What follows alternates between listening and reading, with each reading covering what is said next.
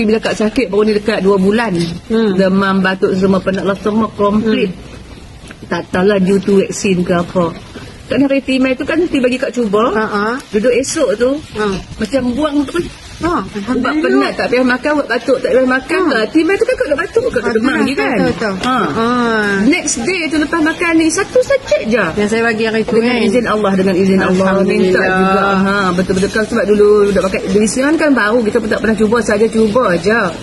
Tidak Kak pun nak give up dah. Mana Kak nak beli lama, Kak tak beli kan. Bila dah try ni tu yang panggil Timai ni, InsyaAllah kita kongsi sama-sama.